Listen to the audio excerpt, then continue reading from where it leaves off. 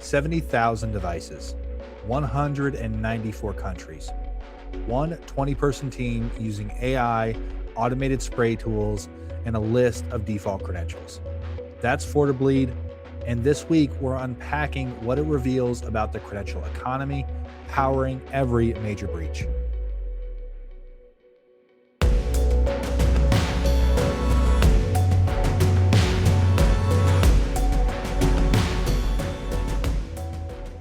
Welcome to Shadow Talk, a cybersecurity podcast powered by ReliaQuest, the leader in agentic AI security operations. I'm Tehman Tariq, Senior Manager of Gray Matter Operations. And I'm John Dilgen, Threat Intelligence Analyst. Now, before we dive into today's episode, I want to call out that we've added a listener feedback survey in the link tree. Please give us some feedback. Let us know how we can improve. But today we're diving into stolen credentials and more specifically, the ecosystem behind them. Not just how credentials are stolen, but also insights into how IABs or initial access brokers operate and how those credentials are weaponized, with key takeaways for how organizations need to defend. There's been a lot of talk about credential theft attacks in the news, which is what brought us to this topic today. From FortiBleed to a mega dump with millions of exposed credentials. Yeah, exactly. And really what those headlines point to is a market that has matured dramatically. IABs are now selling pre-validated, high-privilege enterprise access at an average of $113,000 a piece. And the pipeline from stolen credentials to ransomware deployment can close in as few as 7 days. And what we've seen layered on top of that is an identity problem most security teams are still underestimating. Identity drift is quietly compounding across multi-cloud environments, and attackers are explicitly targeting over-permissioned accounts because one compromised identity gives you serious leverage. We'll unpack all of it, but let's start with the stories that brought us here. John, can you help us break down the news? Yeah, absolutely. So let's start with that biggest headline, which is FortiBleed, and let's quickly cover what it is. So in mid-June of 2026, a security researcher found a data set which allegedly contained valid admin and SSL VPN credentials for more than 70,000 firewall URLs across 194 countries and more than 21,000 unique domains.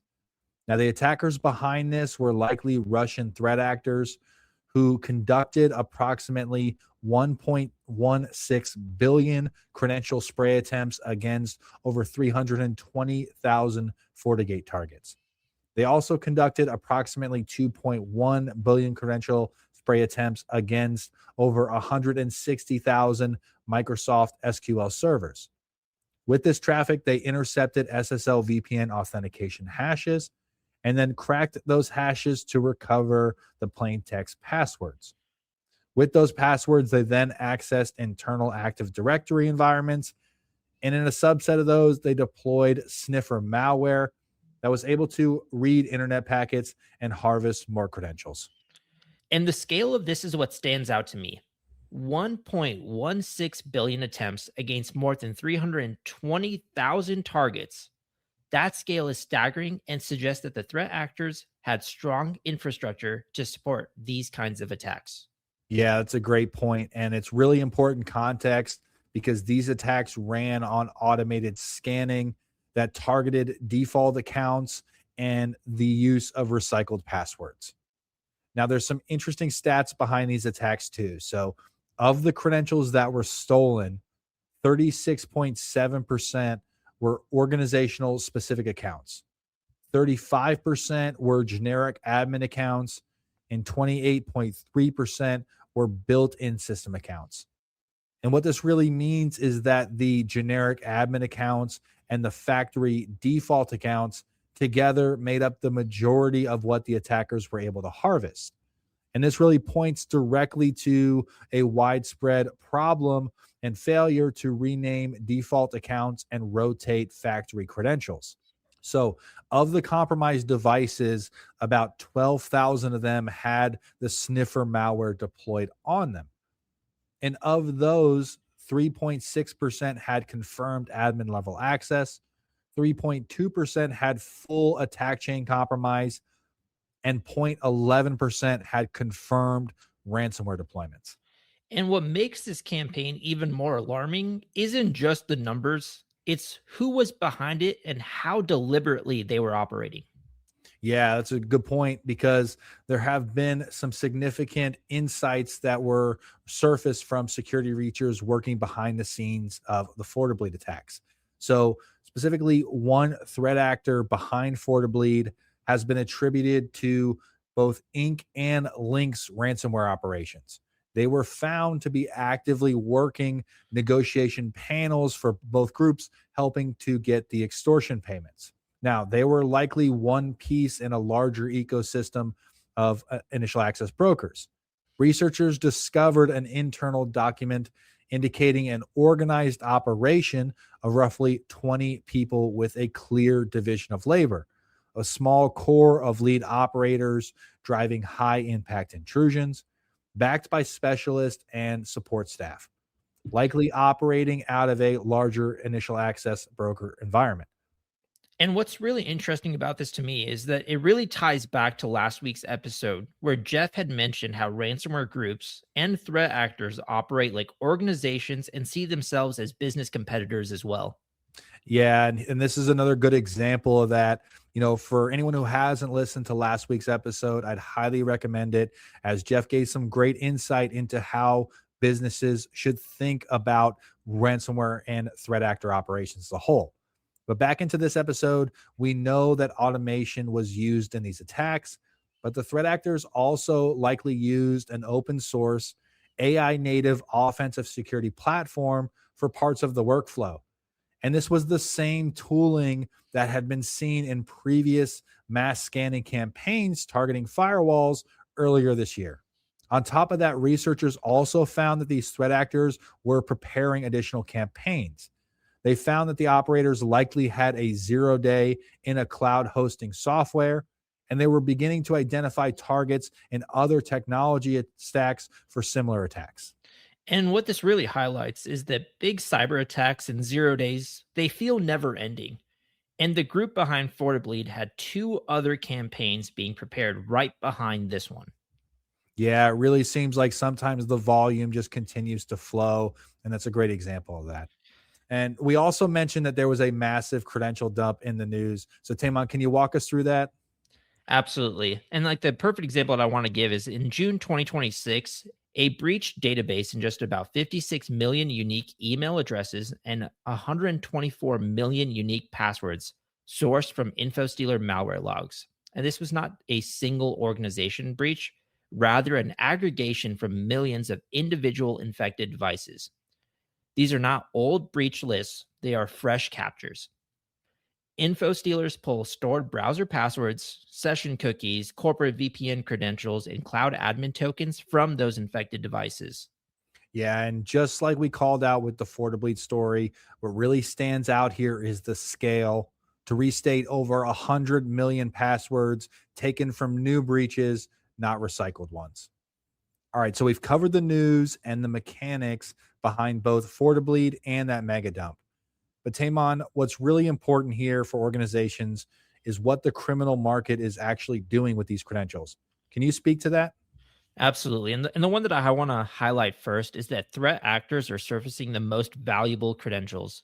Like admin accounts for premium sales, IABs have gotten dramatically better at packaging validated, high privileged access as a premium product. And on top of that, the demand for these credentials by other operators is likely growing as well. This is revealed by a dramatic increase in their price. A good example here is like a recent intelligence report shows that the average base price for enterprise access sold by initial access brokers jumped roughly 40 times in a single year. To put that into perspective, that's from around 2,700 in 2024 to approximately 113,000 in the second half of 2025. And that maps directly to something our annual threat report identified as well. And that's that threat actors are arriving in customer environments with high privileged credentials from the start. The criminal market is doing the vetting work up front, and buyers are receiving pre-validated access to a specific named organization. Yeah, and so I want to put that into context a little bit for our listeners in the, to understand the background of the marketplace here. So often stolen credentials are sold on automated vending sites like Russian Market, which offer a wide range of credentials at about $10 a piece. And that activity is still very prevalent. However, these premium credentials are found either from purchases on these vending sites or identified directly from the information stealing malware or the data harvested before ever reaching the site. They are then sold on criminal forums or in Telegram channels directly for a premium. And what I want to highlight here is the next part of the pipeline, from those stolen credentials to that ransomware deployment, which moves faster than most folks realize. John, walk us through what the actual timeline looks like. Yeah, certainly. So, day one, a user is infected with an information stealer or those credentials are stolen. And within 1 to 24 hours, that log then appears in a stealer shop. Within 1 to 3 days from there, an initial access broker purchases the log, validates the credentials and the session cookies. And in many cases, they're able to bypass MFA entirely, not by cracking it, but by just replaying the session cookie that allows them access to the account. Within 3 to 7 days, that access is either packaged as an IAB listing or directly exploited for ransomware and extortion. So 7 days, that's the median from a single infection to ransomware deployment. And FortiBleed here is just one of the most visible examples of a similar pipeline running end to end because it had multiple confirmed ransomware deployments. 7 days. That's the entire window an organization has to detect, investigate, and contain. And most aren't structured to catch them, let alone move at that speed as well. Yeah. So the final layer we want to talk about here, and it's really important, is the one we mentioned earlier around identity drift, building inside environments, often in cloud tools. So, Tehman, from an operations standpoint, what does that look like? Absolutely. And what I want to start with is that security researchers are projecting that 80% of organizations will face cloud breaches in 2026. And the primary driver here isn't those misconfigured infrastructures, it's the identity drift. And what is identity drift? It's this gradual, uncontrolled accumulation of permissions, orphaned accounts, and shadow identities that build quietly over time. And what's accelerating that? It's the explosion of non human identities. So think of things such as service accounts, API keys, AI agents, and bots. The majority of identity related incidents now involve non human identities. Yeah, and I really want to put this into perspective as well. The stats Tamon reference are specific to cloud accounts, but it's important to understand that the identity drift extends beyond cloud too. For example, we just mentioned that in the FortiBleed attacks, 35% of the compromised accounts were generic ones, and 28% were built in system accounts that had default names and reused passwords, really highlighting how difficult it is to manage all these accounts. Exactly. And also, multi cloud use compounds that drift further. Every software as a service platform and every cloud environment has its own IAM model, and the drift compounds across every single one of them. Most organizations struggle to track non human identities at that large of a scale. What makes this so attractive to attackers is the math behind it. So we're going to use this example. Let's have one privileged compromised identity. It can be a service account, an orphaned admin account, an unrotated API key. This delivers a massive blast radius with far less effort than exploiting any sort of technical vulnerability. Yeah, it definitely does. All right. So to recap everything plainly, a mature criminal market is packaging high privilege access for targeted ransomware operations. The pipeline from infection to deployment closes in 7 days, and organizations' identity footprints are growing faster than they can cover. After the break, we're going to dive into what it actually takes to close the gaps. Shadow Talk is brought to you by ReliaQuest, the global leader in AI cybersecurity. ReliaQuest helps enterprise cybersecurity teams contain threats in minutes with its agentic AI security operations platform, Grey Matter. ReliaQuest makes security possible for the most trusted enterprise brands in the world. Learn more at ReliaQuest.com. All right, welcome back. Now let's talk about how organizations need to structure their defenses. So first, we want to discuss what complete remediation from InfoStealer and credential theft attacks requires, and that's live session termination. Tehman, can you walk us through that? Yep, absolutely. The CISA advisory that dropped in June 2026 in response to the FortiBleed campaign was very clear.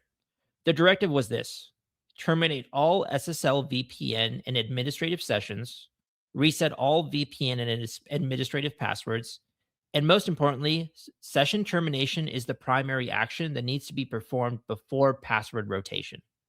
Yeah, and the reason why that matters is because if you rotate the credentials without terminating the active sessions, then the stolen session tokens still remain valid and the attacker still has access. They hold the cookie, they don't need the new password. Exactly. So the session token has to be treated as a credential in its own right. Remediation workflows that reset passwords must also terminate those active sessions. Now, moving into the second topic, it's around dark web monitoring. After these credentials are stolen, they're listed for sale. John, can you walk us through how to defend this specifically? Yeah, so most dark web monitoring that organizations use is looking for large data dumps or marketplace credentials. But as we mentioned earlier, the highest value admin credentials are being sold outside of those. Or another way to put it, the credentials that have the most potential for damage in your environment are being sold outside of those. So organizations really need monitoring that is looking for that privilege access sale. You need to be watching criminal forums and Telegram channels for organizational targeting signals. Things like admin access listing, service account access, VPN access tied to your organization or your key suppliers, not just simply an email address that's appearing in a breach. Right. A monitoring program that scans criminal forums and channels for organizational access listings gives you the early warning you need to run those session termination and password resets before the access is used, not after. Exactly. And in that 7-day window we mentioned, a lot of the early days, the activity is going to happen outside your organization or where you can't detect. So this monitoring is needed to catch it early on in that life cycle. Now, ideally, you should also have automation workflows, be able to kick off once the attacks are identified to terminate those sessions and reset those passwords. Now, moving into the third layer that's running in parallel, the non human identity picture. Attacks against these accounts are expanding and they're expanding fast. Walk me through where this sits right now. Yeah, certainly. So this kind of ties back to the cloud identity drift we spoke about earlier. So according to a 2026 identity security survey, weak or absent controls around non-human identities were cited as the root cause in 41% of successful identity breaches. That's those service accounts, those API keys, and now evolving into AI credentials. Now, the connection between this and the IAB market is pretty direct. A service account with persistent cloud access and broad API permissions is precisely the type of credential that commands premium pricing. They're long lived, often MFA free, and in place for months or years without rotation. So, the first step for organizations here into addressing it is knowing what you have. Organizations need some kind of continuous asset and identity inventory tool or workflow that discovers credentials for non-human accounts and scores each one against how long it's been live, how broad its permissions are, and what automated containment is in place around it. Once the accounts are inventoried and scored, then your team can manage them effectively to ensure that the low-hanging fruit is not left open for attackers. And something I want to elaborate on is that the credential economy has restructured around validated, high privileged enterprise access. And the organizations that close the gaps are the ones that treat these session tokens, these non human credentials, and dark web monitoring as the top operational priority. So let's pull it back to what you can actually do with this, because the gaps are clear and both of us have specific things we'd hand to someone walking out of this episode. First, I'm going to start with the security leaders. The question this episode puts on your desk is a governance scope question. Your Credential program almost certainly covers user accounts in the directory. Does it cover edge device local admin accounts?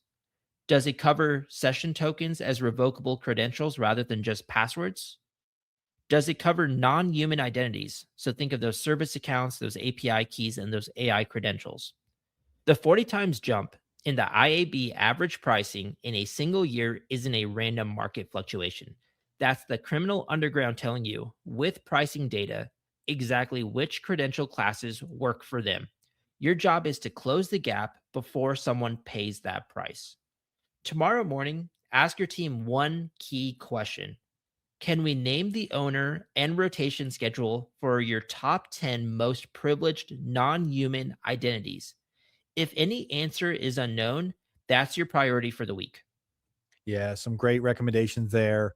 So for the operators here, I have 2 tomorrow morning checks for you.